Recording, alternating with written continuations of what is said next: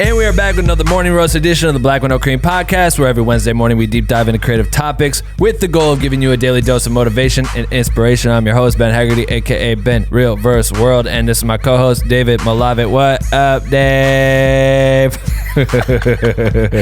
What's up, gang? Today's topic I'm awake now, man. Let's go. What's today's topic? Today's topic is called "Don't Be Afraid to Follow Up." Yeah, I like that. I think when it comes out to reaching clients and trying to book jobs, there's so many times when you start a conversation and things don't get finished. Either things kind of fall out or they stop answering, and you think the opportunity might happen and then it goes nowhere. And I feel like we had a great question in Discord talking about how you shouldn't be afraid to follow up. So I think we're going to talk about that today. Yeah, I think a lot of people end up feeling like a nuisance or, like they're going to potentially ruin the bridge to that client, you know what I mean? And that's not always the case. But we're going to get to that. There's a lot of things we're going to cover. But if this is your first time tuning in the podcast, you're probably wondering, what the fuck is Black with No Cream? Great question. Black with No Cream is the illest educational resource for content creators fueled by caffeine. Or at least I take my coffee black with no cream, but you can drink or not drink whatever caffeine you fuck with and still be a part of our community.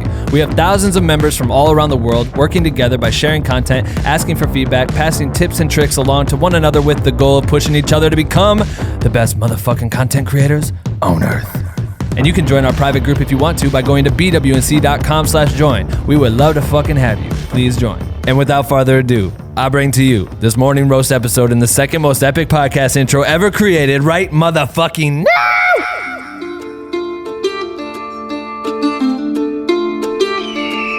Welcome to the morning roast, a place where you will get the most info from a deep dive into the topics that really need life with your host, Ben and Dave, coming to you live today. Grab your cup of joe and take some fucking notes, you bitch. All right, so we have this in the Discord. We had Carter Rodman. He made a post that you found, actually. You can read it if you want to read the post real quick, but I think that kind of sets up what this entire episode is going to be about. Facts. So Carter said, "Hey everyone, wanted to drop in with some encouragement. Sometimes I'm hesitant to follow up too many times with potential clients, but I've come to realize that if someone emails me and I don't get back to them and I get another email, I'm never mad. I just feel bad that I had a lapse and didn't get back to them.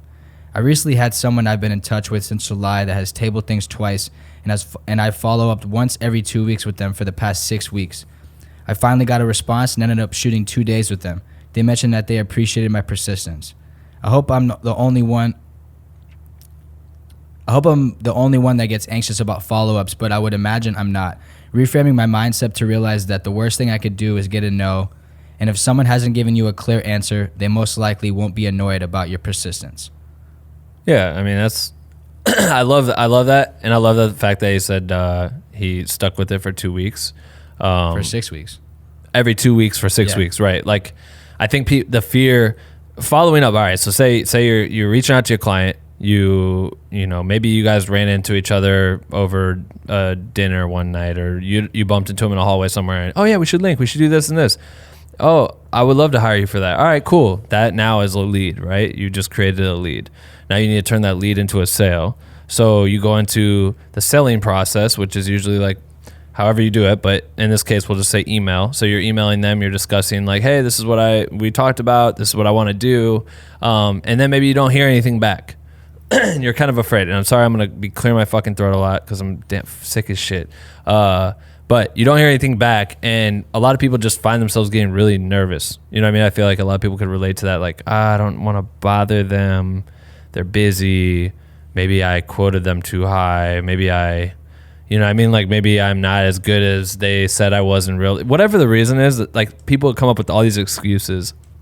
But I think what's great about this is that this dude's just saying, yo, just go until you get the no. You know what I mean? Like, literally until someone says no, you should keep going to that extent, I would say. Right. Yeah, I think it almost makes, like, I compare it to, like, text, right? Like, no one wants to be the person that double text or triple text. Like, you're like, oh, I text them twice, I didn't answer. Like, I can't text them ever again. You know what I mean? Yeah. But I even think about it myself, like, how bad I am at replying. Is like he said in the thing, it's like, people will text me all the time or emails, and I don't get back to them. It's not because I don't want to answer. It's because I'm like scatterbrained. And imagine if you're you're a person in whoever's position, especially if you're emailing someone who gets emails all the time, right? And you catch them on a busy day that it gets buried, and you don't follow up with them. They forget, and you think that maybe like they made a conscious decision to be like, I don't want to answer that, which might be the case, but it's probably not, and it probably just got lost. And if you never follow up, you're not putting yourself back in their memory. You know what I mean? Or how many times people reach out to you and it's like just not the right time. Like, hey, Ben, I want to do this, and it's just not the right time. Yeah, all the time. And especially with a person like you, it'll just get lost. You know? And for you, like, you have to stay on a person like you to get an answer. So there's so many times too where I'll literally, like, my habit would be to leave that. I'll check that email and be like, oh, this is something I want to get back to at some point. So I check it as unread, and then slowly a million of those things happen to where the point where like all my different emails have like 400 unread emails. This one has 45. You know what I mean? It's like an unbearing amount where I don't even go through and read them because I'm like, oh, I'll get to that shit at some point. If it was so pressing, I probably would have dealt with it. But even my tax person, I owed them money, and like I had left that unread because I think I was out and got the email and was like, oh, I'll deal with that later. And then 4 more emails happened since then. And then just today I randomly saw it, you know what I mean, amongst all of them. I was like, fuck, I got to pay that bill. Right. You know what I mean? It's like, that happens all the time. Would I be mad at them if they hit me up again and be like, hey, you owe us money for that bill? I'd be like, oh shit, I totally forgot. I'm sorry. I left you unread. Like, that was my bad. And that doesn't bother me. You know what I mean? Or like if it's, you were dealing with something and now the third time they hit you up, you finish that project and now you're free and you're like, oh, yeah, let's get into this. You know what I mean? Yeah. I remember in when I was first like just cold emailing people in San Antonio, like I didn't have anything to lose. So I was like, if I'm emailing for like some type of opportunity, like a show, say, and it's 3 weeks from now, like I would just keep going because you know what I mean. And I remember I would book a couple because the third time I'm like, you know what, thanks so much, because they're dealing with other shows and now it's time for them to focus on whatever is about to happen. And you've been there and they've seen your name twice. And they're like, oh, okay. But it's all about the etiquette of it, you know? Like, I think we've talked about an experience before where someone might have emailed you and was like, you know, hi, I've put my time in to email you, blah, blah, blah, and you don't seem to want to respond. Oh, yeah. That was, what I mean? Like, definitely not that. Let's talk about that one. Yeah. That was the time where I had put it out there that I needed, or I was open to people like, I think there was a kid that posted an ill-ass photo in the Facebook group. And this is a great example of how to understand how this works. Right. I think we did an episode about this with his work. We talked about it? All right, I'm going to bring it back up again because this is a great point. Because 2 things before I get into the story. Say you write your email, right? You've spent all night drafting this motherfucker. You made it perfect. You hit all the points. It's the best thing you ever written. Low key, you should get a goddamn like award for this email that you wrote. Oh, yeah. You send it out, okay? Person on the other side. It goes to their email. They may open it right away and immediately say they open it because they're in line to go at Starbucks and they're about to fucking get a coffee. And they open it up and there's 4 or 5 paragraphs in there fucking of you pouring your heart out about how you need this job or this, and that. And right away it's over stimulating. Like, oh shit, this is a lot. They see it, they start to read it, and then, hey, how can I take your order? And you're like, I'll have a venti, blah, blah, blah, blah, blah. And they put their phone away or they switch apps because they have to go into a Starbucks app and pay for their fucking shit. Then they get their coffee and they start drinking. Then someone calls them, and then they get in their car and they turn on a podcast and they forget they ever opened that email. That shit happens all the time. So when you go to email them again, because you hit them with such an overwhelming email out the gate, it's okay to say, bump, you know what I mean? Like bump or up that email again. And you could even maybe summarize what your goal was in the first email. Hey, sorry, I wrote this email to you. Or hope you've had a great week or whatever. I don't know if you saw my last email. I just wanted to touch base about these 3 topics. That's what I talked about. And if they see that may be the thing that gets them to read the next, the previous email.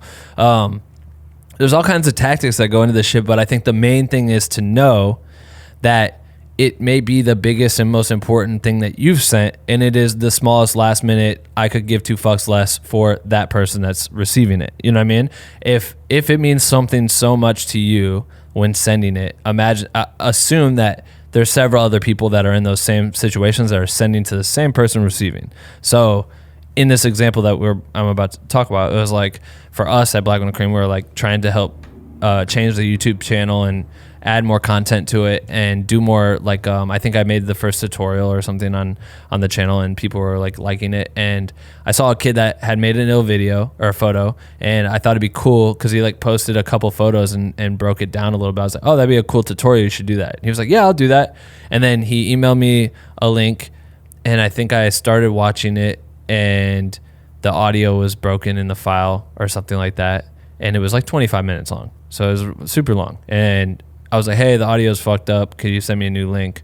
Resent me a new link with the audio working again. And then when I got it, it was that situation. Something was going on, boom, I opened it, oh cool, he sent that to me, I'll check that out because this is something we would like to get to, but I'll have to get to it later. So left it unread.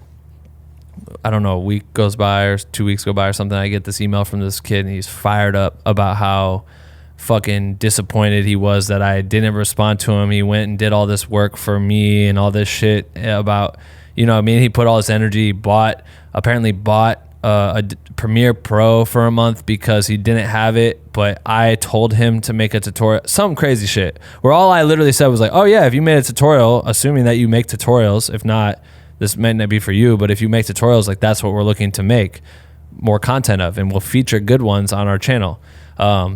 And so he sent that and was really upset about it, and it drove me crazy because it was like, it was in my to-do list. My to-do list is probably much bigger than that person's, because to him he just assumed that my day is free and I should have all kinds of 25-minute sessions to be able to watch a tutorial. You know what I mean? Right. But it's the misunderstanding of our live parallels. So when he's considering this is all, I worked so hard and I invested all this shit and did all this, I literally was like, yo, what's your Venmo? I'll fucking pay you for your Premiere. If you're mad about you having gotten Premiere, if you're mad that I didn't respond or whatever, I tried to stay in touch with you to let you know what I was doing. But like at the end of the day, that's not the way to handle it. It should just be a bump of, hey, I don't know if you had a chance to see this. I'm really excited. I spent a lot of time and energy. I even bought Premiere, which is crazy because I didn't have it before, to make me understand his situation. Yeah, I think it's the two things. It's one is the misunderstanding of the fact that it's not like you just, and that's where we got into this. It's like, it's not that someone like blatantly ignored it, and I think a lot of us think that off the jump, like, they're not gonna want to hire me, or this is over, they don't want to work with me, even though that person might have told you in person. You know what I mean? Yeah. It's like, you got to understand that other people are mad busy, other people have a bunch of things to do, right? And yours might not be the biggest priority, but also it's the tone, right, which is super important. And it's like the difference between the message he sent and the message that he could have sent, which was just, hey, just wondering if you got a chance to watch this, like really put a lot of work, would love to Black Window Cream be able to see this. I know for a fact you would have hopped right in the email and been like, dude, so stoked, thanks so much, like we'll actually watch it right now, I just cleared something. Yes. You know what I mean? And then we would have been hyped on it, it would have been game over. But the tone put a bad taste in your mouth, Absolutely. Which is like, I think it's super important to follow up, because it's like, it's never like, it can never, if you don't want to be annoying, you can never not be annoying. It has to be like, you understand that this person's busy, and you're just kind of knocking on the door, like just reminding you I'm right here, like whenever you have time. Yeah. You know what I mean? Yeah. And I feel like that's because if you are emailing someone who's super busy and they're already kind of not inclined maybe to answer, like you can't do anything to put you more in the category of like, oh no, I don't want to deal with that. Right. You know what I mean? Yeah. Which is like why maybe the first email shouldn't be an essay, why the second email shouldn't be like even more pressing. You know, you're not trying to press this person. You're trying to make them feel like, oh yeah, you know what, I do have time for this today. Hop in, you know? Well, it's like the other day, I had told Blue the Great, amazing painter, artist in general or whatever. He just made the new Jordan shoe design, but way back, I think when Q's album release came out, he did Schoolboy Q's album artwork, and we were at the party and I saw him and he like introduced himself to me because I don't think we'd ever met each other before that. And he's like, dude, I'm Blue. I'm like, oh fuck, yo, I gotta get you on the podcast. And he was like, yeah, about it. And then time passed, obviously, scheduling, whatever it was, I just hadn't hit him up. And then I hit him up again and was like, yo, you should get on the podcast. And he was down, kicked me his number. We're going to stay in touch. And then the shoe exploded. And when it came out, he had said something to me in my DMs. And I was like, yeah, we got it. Like, you know what I mean? We got to do the podcast again. I just keep presenting the idea because I'm like, I keep forgetting, like, we got to line this up. And he's like, yeah, let's do it. And then I'd be like, all right, cool. How about Wednesday? And then his schedule gets crazy. And then for me to if I were to in return just be like, yo, fuck you, Blue. Fuck you, Blue, bro. Like, I spent all this time trying to coordinate this shit, blah, blah. I'm like, no, this dude's literally bopping between Miami, New York, doing all these things. He's got a shoe release. He's doing panels. He's speaking for HBO and all these things. If I didn't acknowledge the fact that his day is jam-packed with A, being an artist, B, having to tour around because he's getting famous as fuck right now, then I look like an asshole because I'm not paying attention to what you do as a person. Right. You know what I mean? I can acknowledge and just see through social media alone that you're busy as fuck. I should already assume this man made a Jordan. He's busy as fuck. Yeah, like, regardless, the motherfucker should be busy as fuck. So if I would have came at him sideways about that shit and been like, yo, man, that's fucked up. Like, I want to get you on my podcast. You should have paid attention to me. It wouldn't have worked. That's not how that works. Instead, it's like, oh, cool. He's super swamped.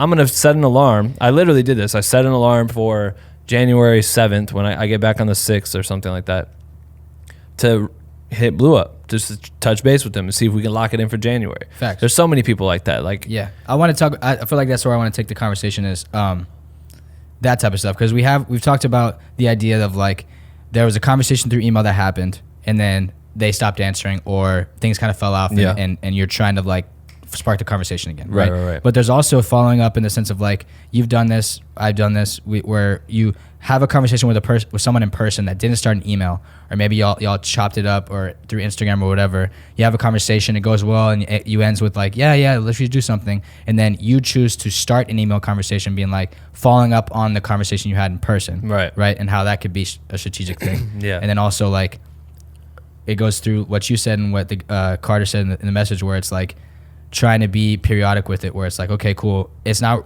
cool right now, but why don't I give it like a week or two, and I'll set a reminder on my phone to remind them at that time, right? You know, and like how that could help. And I'm interested to hear for people that are listening. Obviously, please comment on the YouTube video if you have strategies of how you go about doing this. But I remember learning when I was doing the Google tour stuff. It was cool because it's like Google had already figured out how to deal with clients when I became a photographer. So it's like they had their own internal program that was built to kind of document how you got leads and how you approach clients, right? So there was a whole database and I would update it. So say I called fucking State Farm tomorrow and I was like, hey, State Farm Insurance, I do Google photography. I would love to come shoot for you. Would you guys be interested? And they are like, oh, the manager's out of town. And I was like, all right, cool. I'll call back. When is he available? And they'd be like, next week at Tuesday. All right, cool. So then I would go back into my doc and I would update my status on that business specific, right? So I would be like, manager's out of town, call back Tuesday. And then I could go as far as like setting a reminder on Tuesday to go off to call him. And you know what I mean? And that taught me early on the strategy of funnel process, like creating your own micromanaging funnel process to be able to stay on top of certain leads. And it's not like I've been fucking A1 at it since whatever. Like there's so many times where we'll have a meeting and sit down and someone will be hyped about something. They'll be like, can you could you put that in a deck or could you do this and that? And I'll be like, yeah, we'll email it to you. And then we leave and then 50 other things happen. You totally forget that conversation happened. And then someone else does that project and you see it pop up on the internet. You're like, oh shit, I totally forgot I could. Right, but then following up could have just kept that shit in motion. Yeah, just creating a system to be like, I left a meeting asked for a follow-up, put that in my calendar. I mean, this is what assistants are for, you know what I mean? Like when you have an assistant, that's the goal, is that they take care of that shit for you, so it's a little bit easier. But I want to be able to say, hey Siri, don't turn on right now, but hey Siri, go fucking add this to my calendar and set an alarm for next week at 2 to follow up with State Farm. You know what I mean? Right. And then right away, that should be my process. And I've started to get really good at that, like lately, like especially at the end of the year. I've been running into so many potential podcast guests alone, and the idea of getting them on the show would be great. Some people aren't available till January. Some people aren't available till February and March. Oh, I won't be in LA until March. All right, cool. I could just forget that, or I could set a reminder January 25th to hit you up and say, hey, what's up, man? Like, just want to touch base, see if you're coming through, still, whatever the fuck. Yeah, exactly. So that's definitely a solid tool, I guess, for staying on top of that. I don't know. Do you have any other tool, like things that you like to go to? I love that. I feel like there's so many things this year where I've started great conversations with people, you know, or even happened last week. I had a great conversation with someone about creating content for an artist, and at the end of the call, it's like, awesome. We clear a rate. Cool. I'm gonna get that approved. I'll hit you back tomorrow with a date. I think maybe Monday or Tuesday work. Does that work for you? Yeah, it works perfect. Cool. Right. I end the call. That's a book. Right. And then week passes. I get busy, so I'm not even tripping about not hearing from them because I can't even handle that at that point. Right. We got a bunch of shit going on. But when it cleared up, I hit them back like, hey, just following up. Just following up here. Like, did you guys ever find a date? You know what I mean? Right. No answer. Yep. So it's like, am I pissed? No, because I'm trying to go home for Christmas. But get what I'm saying? Like that, I need to set in a reminder that just because I hit him back a second time and he didn't answer, doesn't mean that's over. Right. You know what I mean? Could have been swamped. He could have been swamped that day too. Yeah. I bet a call or another text because like, and another thing is cool is like if you're talking to someone, have a genuine conversation, or if you have a conversation already and you've already gauged interest, then you shouldn't feel like you're being a bother because you're providing them value too. You know what I mean? Like they have a need. They're trying to build an artist. They need content. They need video and photo. I'm good at that. All right. So it's like I'm not being a bother to you by trying to show you that I'm available to help you do what you need to do. No, it'd be different if you were like a fan trying to hang out. You know what I mean? Like, or that's if I'm trying to sell you something, like a telemarketer calls us, they're trying to sell me insurance. I don't need insurance. I'm pissed, right? Right. If I need a car and someone's calling me like, hey, probably not. Right. But the idea is that like they need something, and they've already expressed interest in an idea that they respect me as a creator and they want to work with me. So why am I going to be a bother if I reach back out to them and say, hey, just tapping back in, like I'm back in LA available. That's another thing too, is I feel like following up. I think Bay talked about this. Someone else has talked about this on the podcast where it's like, I think it's undervalued, just the sense of like reaching out to someone and letting them know that you're available. Because, for example, everyone talks about that. Yeah. Like, for example, you can't just expect people to know that you're just all of a sudden available unless you tell them. And I feel like I've been trying to really work on that. It's like, I have a bunch of connections and they all know that I'm good, but I'm so busy and they know I'm so locked into Black with No Cream that it's not like they're just actively hitting me up. Right. So if you go out of town for 2 weeks, right, and I'm free to kind of step back from Black with No Cream for a second, I should be hitting up everyone, telling them, hey guys, just letting you know, like, I'm available from December 6th to December 20th. Whatever projects you need, would love to get involved, photo, video, whatever. Right. Yeah. And now I've sent out arrows and everyone knows that no matter what conversation we had in the future, in the past, they know that I'm available and ready to work, and I've put that seed in their mind, And that's the beauty of like even just tapping in, just like, hey, how you doing? How's the year been so far, or whatever. Like, what was some of the best stuff that's happened to you this year? Just those friendly conversations, and then someone's like, actually, dude, I'm working on this. Oh, actually, I have this project coming up. You never know. The wildest jobs always happen to me like that. You know what I mean? So that's so true, and it's funny how subconscious that is, but it's like, I feel like it almost works better that way, because it's like it's not, if you haven't talked to them a couple months, right? Right. It's not like you're reaching out to them wanting something from them, but it's like if y'all have a good relationship, you just come back into their little like mind atmosphere where they're like, you've had a conversation and like, you know what? I just talked to Ben and Ben's the shit. Like, we need a video for this thing, and then it ends up working out because you're putting yourself back in people's minds. You know? I feel like it's easy to think like, no one's hitting me up. You know what I mean? But it's like you have to go out and like, or feel like it's also easy just to feel like you're annoying them. Like, oh, I don't want to fucking hit them up and bug them. No, people don't give a shit. Like, they don't care. It's literally seconds in their life. Right. Like getting a text from you right now saying, yo, Ben, what's up, man? We should link up. I'm like, oh yeah, I forgot you're even here. You know what I mean? Like, I forgot you were in LA. Yeah.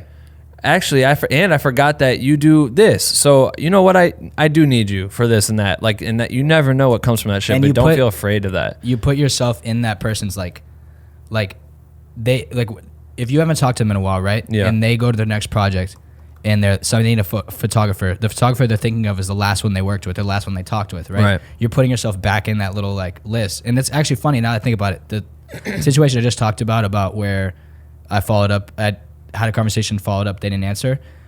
The reason I got that connection was because I reached out to a client I've had in the past and said, hey, just want to let you know, I would love to work with you guys. I'm available from X to X date. Anything you guys need, hit me up. Yeah, and then they kicked you that. Did not get an answer from that person. Oh, okay, got you. Did not get an answer from that person, but later on through the grapevine, I got kicked something.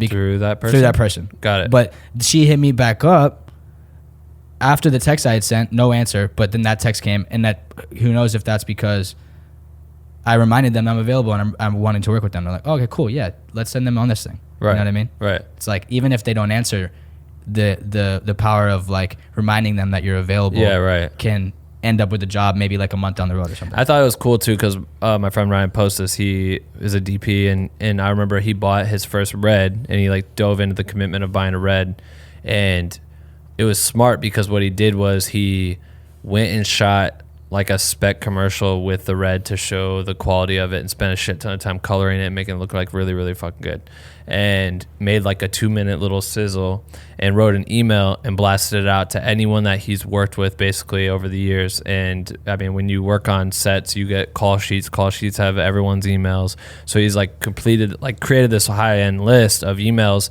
and blasted out an email like, hey, letting you know I'm doing this. I have a camera. I can work as a camera DP coming with the camera. I can rent the camera. Like he put everything around and pivoted around that camera, which got him jobs. You know what I mean? People are like, oh shit, yeah, that's cool. Every time we've ever wanted to go to you, we can't afford you because we'd have to rent a red on top of that. But your package all inclusive may be a little bit more affordable than having to get whatever the reason is. It got him booked. You know what I mean? So by putting that out there in the atmosphere, he was able to pick up jobs. I also think that creating reminders is the same thing when it comes to like invoicing. You know what I mean? Like someone was asking me what net meant the other day. They're like, what does net mean? It's like being able to say, they were asking me when to charge their client. Like, okay, I've done the job, but when should I send like the request for the money? I'm like, or when should I get paid? I'm like, well, I mean, honestly, you can set that decision. You guys negotiate that at the beginning anyway. You could say, I want 100% up front. I could want 100% at the end, whatever you do. But typical people get paid net 15, net 30, on net delivery. 90. Yeah, just based on the delivery of the final product, then 15 days beyond that is when you should expect to get paid, or 45 days, or whatever the terms are. But I've had stuff where I'll literally throw an invoice together, send it out, and then I totally forget that I'm waiting for money, and I don't set reminders, and all of a sudden like 3 months passes and I'm like, oh shit. And then I'm hitting someone like, hey, what's up? I'm with this right now. Yeah. I just remember. Hey, what's up? I just realized I didn't collect this, and I look like an idiot because I'm not really advocating for my money. But at the same time, to me, I'm like, well, they're just going to send the money. I did the job. They should send me the money. But the same with them. They may be busy. They may have forgotten to cut the check, whatever it is. It's do your due diligence to make sure you hit those important dates or timings to be able to stay on top of those things you want to accomplish, whether it's invoicing someone, whether it's reaching out just to build a connection with, following up, like that whole process of finding a really clear. I sound so sick and congested. It's fucking disgusting to listen to me talk. I'm sorry, y'all. I think especially with money, when it comes to invoicing, you should never be like, that's the one thing where you definitely don't have to be a bother as long as you're being professional. You know what I mean? Periodically check if it's net 15 and it's been a month and a half. That's not. There's no excuse for that. Right. You know what I mean? Yeah. It's a business obligation for them to pay you when they said they're going to pay you. You know what I mean? Yeah. So, but the follow up process is like, that's what I was trying to get at it from there. It's so key to make sure that you do your due diligence to follow up. You have to understand that you're not bugging people. That's obvious that we've stated here several times. And by being consistent or creating a way where you can touch base with them, you have a higher chance of being able to get jobs, obviously, versus just saying one time, like, hey, what's up? I wanted to do this one time, blah, blah, blah, send. That's it. One time you send it out, and then you just don't follow up. You got no email back, and you're just like, fuck. Well, guess what? You could have had the wrong email address. You could have, that could have gone straight to their spam. You have no idea what it is. Like, you should exhaust all options until you hear someone respond to you, or someone respond to you and say, stop fucking hitting me up. Yeah. You know what I mean? Right. Oh, I'm sorry. We don't, this isn't the right fit, blah, blah, blah. Okay, perfect. Yeah, cool. Over, I know. Unsubscribe. I know. What I mean? Yeah. I think the last thing we want to finish on so we don't beat a dead horse is just going back to mastering tone. I think it's so key and undervalued. Like the words, the way that you craft your email and the words that you use have such an impact on how someone reads it, like the voice that they read your email in. Right. You know what I mean? Right. And it's very key when following up, and I think when poking someone to like respond is to make sure that you're hitting the right tone and not being like not coming across as anything other than just reminding genuine them. as Yeah, fuck. genuine as fuck, and just being about what you need to be about. You know what I mean? I think that's super key, and I feel like it can be easy to be like, hey guys, haven't heard a response here. You know what I mean? Or like, you know what I mean? As opposed to, it's just different ways to say shit. To go back to the original story about the person with the tutorial thing, I ended up writing this full fucking fledged full court essay, on why the way he wrote that to me was wrong in my opinion, and did him a disservice. And I apologize, but also explained to him how I don't need to. I don't fucking need to. You know what I mean? And so we ended up chatting about it, and the person did like apologize and all this stuff. At the end of the day, it was totally understanding. And it's crazy sometimes you just have to hear things like this to open your eyes to understanding that there's a whole world outside of yours. You know what I mean? And that, I think, is one of the most important pieces. Is you have to understand that everyone has a different life. Everyone's going through some different shit. You have no idea what they're doing at that time, but you need to try to find ways to leverage yourself to be in their presence in an interesting way so that they remember that you exist. That's it. So just find strategic ways. We could talk about those different ways all day long. And I think instead of the question of the day today, I feel like it's January 8th when everyone's listening to this. Shout out to 2020. Shit, we out here, huh? We out here. Man, we in 2020, but we're not really. We're pre-recording this. We're recording this because we're about to go home for Christmas. Yeah, so when this comes out, we will both have come back from our vacations and be ready to kick ass. And I feel like it's a challenge. I love the example you gave about homie with the red who sent out an email. And in terms of following up, it's a challenge to reach out to all the connects you have, all the people you've worked with in the past, and let them know that you're back in action for wherever you live and ready to rock and roll on whatever projects coming up, and you would love, to work with them. Boom. Yes. Send that out to as many people as possible, and let's get this year fucking kicking. I love that. And let us know how it goes, because we want to know. Yeah, man. So then let's hit the review and let's get out of here. Yeah. What a good year. 2019's been. 2020, we out here.